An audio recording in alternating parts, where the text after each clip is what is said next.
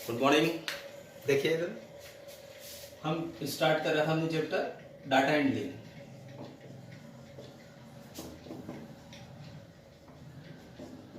Data handling में हम जो बार ग्राफ के बारे में, पिक्टोग्राफ के बारे में और अब हम थोड़ा सा आगे चलते हैं, हिस्टोग्राम के बारे में आगे हम समझते हैं। तो सबसे पहले चीज तो ऑर्गेनाइज्ड डाटा किसको बोलते हैं और रो डाटा किसको बोलते हैं।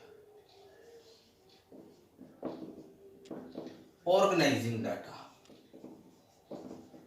तो जब हम कलेक्ट करते हैं तब रो रहता है और उसको साइंटिफिक उसमें जमा लेना ही क्या कहलाता है। तो ये अंडरलाइन कर लीजिए, लिख लेना आप लोग, 71 पेज नंबर पे है, नीचे नीचे organising data available in the organized form is called raw data. To draw many meaningful inferences, we need to organize the data systematically. For example, a group of students was asked for their favorite subjects. The results were is listed below. तो सबसे पहले चीज देखिए, जो भी दे रखा है उसने, जैसे दे रखा है arts, mathematics, science, English, mathematics वगैरह। तो अब कितने स्टूडेंट ने कौन सा सब्जेक्ट लाइक किया, जैसे आर्ट्स कितने स्टूडेंट्स ने लिया, पीछे टेबल देखिए। तो इसको ऑर्गेनाइज कहते हैं। अब इसको क्या कहते हैं, ऑर्गेनाइज डाटा। ठीक है, तो आर्ट्स लिया 7 स्टूडेंट ने, टैली कर लिया हमने इसको, क्या कर लिया इसको, टैली। फिर मैथमेटिक्स लिया 5 ने, तो टैली करना सीखेंगे हम सबसे पहली चीज। और उसके बाद फिर हम तो सबसे पहले ऑर्गेनाइज्ड करना सीखेंगे डाटा को, उसके बाद हम ग्राफ बनाना सीखेंगे। अगर वो ग्रुप फ्रीक्वेंसी है तब हम हिस्टोग्राम बनाएंगे, अगर वो इंडिविजुअल है फ्रीक्वेंसी तो फिर हम बार ग्राफ बनाएंगे। ठीक है, तो सबसे पहली चीज है अब हमारे पास ये ऑर्गेनाइज डाटा आ गया आपका। अब इसमें आप लिख लीजिए फ्रीक्वेंसी किसको बोलते हैं। ठीक है, लिखिए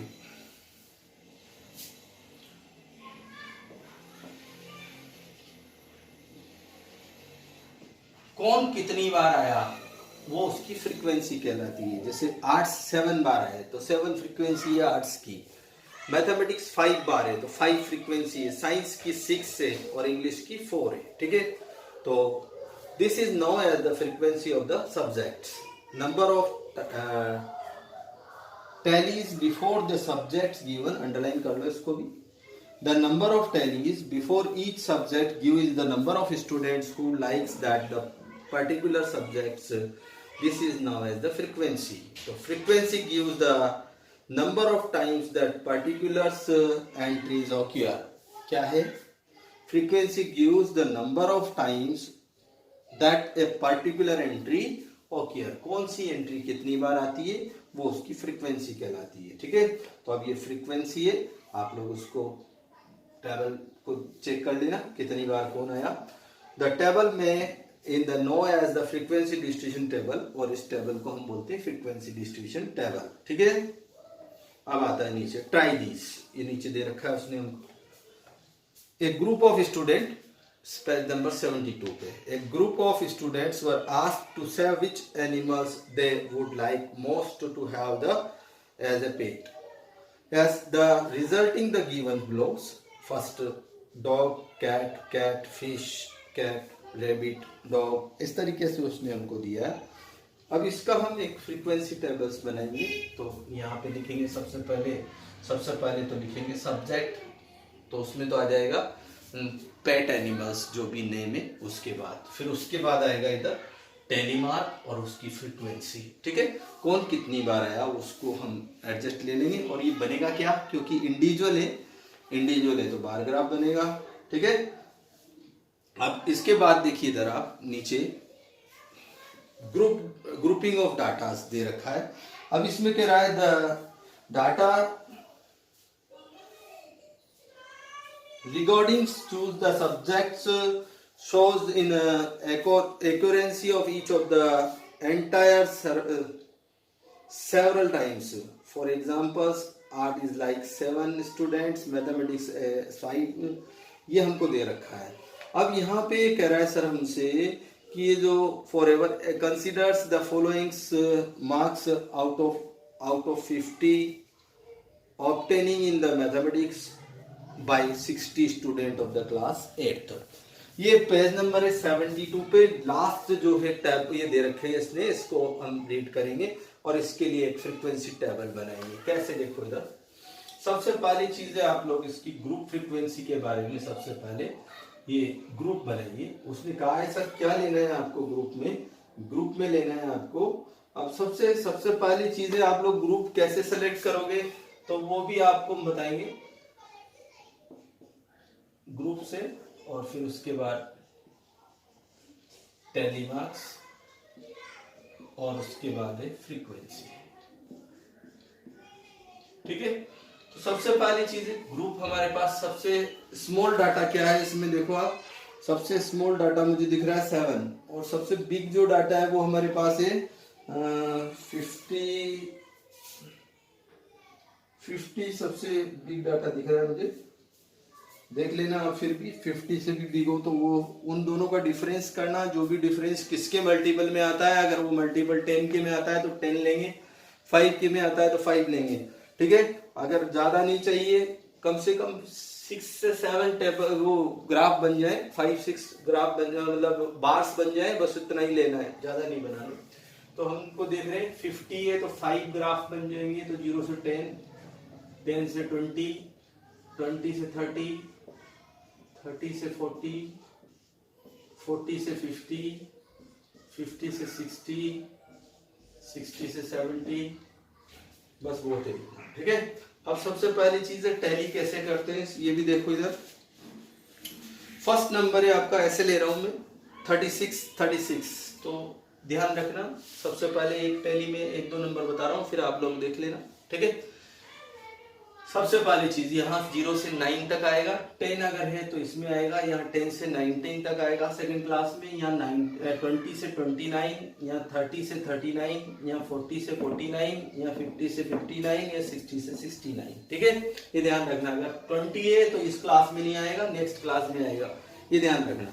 अब 36 से सबसे पहले ऐसे ले रहा हूँ मैं, पेज नंबर है 72 और नीचे 1-2 लगाऊंगा बस, उसके बाद आप लोग खुद लगाना। ठीक है, तो 36, ये 36 यहाँ पे आएगा, फिर 36 अगेन यहीं पे आएगा, फिर 21 थर्ड वाले ब्लॉक में आएगा, फिर 18 सेकंड वाले में आएगा, 33 थर्ड वाले में आएगा, 10 0 से 10 या 10 से 20, ये देखना ये इंपॉर्टेंट है, 0 से 10 या 10 से 20, 10 से 20 में आएगा, फिर 18 भी इसी में आएगा। ठीक है, फिर 33 30 से 40 में आएगा, फिर 10, फिर अगेन इसी में आएगा 10। ठीक है, फिर 20 से 30 में आएगा, फिर 47 40 से 50 डिग्री। तो इस तरीके से आप लोग इसको पूरा लगाना, फिर उसकी काउंट करना, तो ये आप लोगों को ये मिलेगा।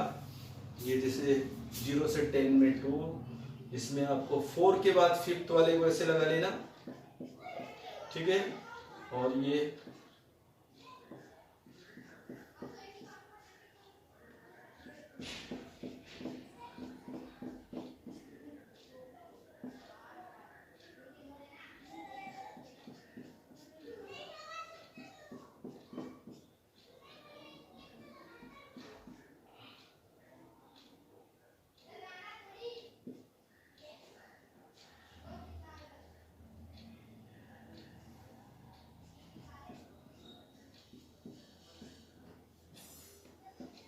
टू 10 21 90 7 1, ये आपका जो फर्स्ट टेबल था। अब इसमें आप लोगों ने देखा ये आपका ग्रुप फ्रीक्वेंसी टेबल है, ग्रुप फ्रीक्वेंसी टेबल। ठीक है, टैली मार्क टेबल भी बोलते हैं इसको। आपको वो फ्रीक्वेंसी देगा, हम ग्रुप में लेंगे और उसको टैली करेंगे। टैली करने के बाद कितने नंबर्स कौन से आते हैं वो हम इसमें लिखेंगे, तो उसको बोलते हैं फ्रीक्वेंसी। जो नंबर जितनी बार आया उसको हम बोलेंगे उसकी फ्रीक्वेंसी। ठीक है, तो ये आपका फ्रीक्वेंसी हो गया।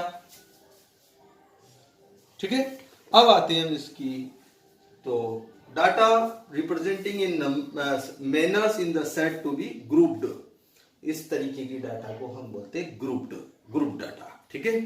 तो data represented in the manner is set to a grouped and the distributions obtained is called grouped frequency distribution. इसको हम, इस पूरी जो टेबल है इसको बोलते हैं grouped frequency distribution. Page number 73 पे वहीं पे दे रखा है। It helps us to draw meaningful inferences like most of the students have the scored between 20 से 40, सबसे ज़्यादा 20 से और 40 के बीच में, 2 क्लास में ही सबसे ज़्यादा स्टूडेंट है। यस, ये हमको पता लग रहा है। Yes, 8th student have scored more than 40 marks, 40 से मोर देन जो मार्क्स है वो 8th स्टूडेंट है, 7 और 1 8, ठीक है। तो इस तरीके से हम इसके आंसर भी दे सकते हैं। अब इसमें सबसे पहले चीजें 2-3 चीज जो है आपका अपर लिमिट, क्लास, ठीक है, क्लास इंटरवल, ये चीजें आपका ध्यान रखने के लिए है। क्लास इंटरवल, तो इसको भी अंडरलाइन कर लीजिए। क्लास इंटरवल ये आपका 0 to 10 है, मान लें। तो क्लास इंटरवल हुआ 10 - 0, कितना हुआ बेटा? 10 - 0 मीन्स 10, 10 का डिफरेंस आ गया। कितने का डिफरेंस आ गया? 10 का। तो 10 क्लास इंटरवल है इसमें। कितने इंटरवल है? Class interval 10। समझ में आ गया? तो each of the group 0 to 10 class interval बोलते हैं। इसको क्या बोलते हैं? 0 से 10, 10 से 20, 20 से 30, 0 से 10, 10 से 20, फिर 20 से 30 और सो ऑन, ये आपका चलता रहेगा, ठीक है। तो ये 10 का डिफरेंस है, इसको बोलते हैं क्लास इंटरवल। इंटरवल तो समझते हो आप, उसमें गैप कितना है, क्या क्या चल रहा है, ठीक है। उसके बाद आते हैं हम लोअर क्लास लिमिट। देखो इधर, लोअर, किसी भी क्लास की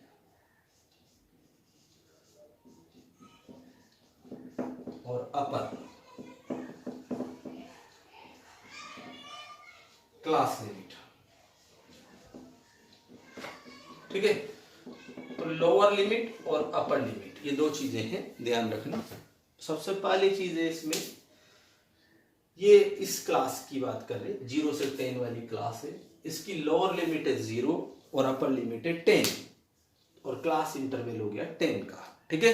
तो 3 चीजें हैं आपके पास। सबसे पहली चीज है क्लास इंटरवल, लोअर लिमिट और अपर लिमिट। तो किसी भी क्लास में अगर हम उसको देखें तो बिफोर में जो लिखा होता है वो उसकी लोअर लिमिट है, आफ्टर में जो लिखा होता है वो अपर लिमिट है, और जो इनका डिफरेंस होता है वो क्लास इंटरवल होता है। तो जैसे अब ये क्लास है, मान लो ये 20 से 30, 20 to 30, इसमें लोअर लिमिट 20, अपर लिमिट 30 और क्लास इंटरवल 10, ठीक है।